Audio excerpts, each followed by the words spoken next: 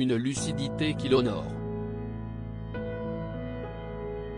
Le ministre de la Santé, François Braun, a plusieurs dossiers brûlants sur la table: triple épidémie de grippe, Covid et bronchiolite, grève des médecins libéraux, et pénurie de médicaments sont au menu du réveillon du médecin du gouvernement.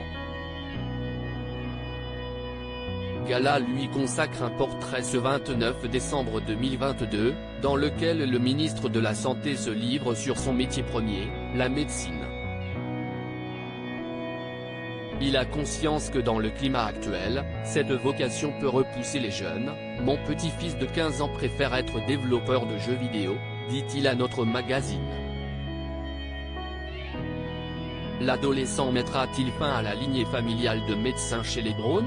Les dés ne sont pas encore rejetés, mais François Braun s'explique sur ses propos. Selon lui, il faut redonner envie. Je serais un jeune aujourd'hui, avec le discours qu'on entend, je ne voudrais pas faire ce métier moi non plus. Le ministre de la Santé, dont la femme est également médecin, reconnaît les inquiétudes des Français, mais demande du temps pour reconstruire le système de santé. Un infarctus qui lui a sauvé la vie, victime lui aussi d'un grave problème de santé en 2015, François Braun connaît les deux côtés de la barrière. Médecin et collègue de l'urgentiste Patrick Pelloux, il est avec lui lorsque ce dernier se rend dans les locaux de Charlie Hebdo le 7 janvier 2015, quelques minutes après le terrible attentat. Après une journée d'horreur, François Braun reprend son service au CHU de Nancy, et fait un infarctus.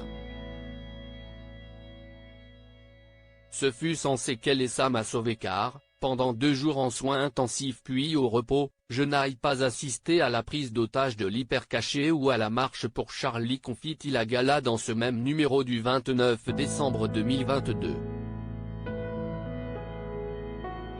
Les souvenirs de ce jour et les confidences des survivants ont profondément marqué celui qui est devenu ministre en juillet 2022. Au point que l'infarctus l'ait soulagé d'avoir à vivre la folie médiatique qui a suivi les faits. Il a fallu 1 an pour que je puisse en parler. Ça reste une cicatrice, ajoute-t-il dans nos colonnes.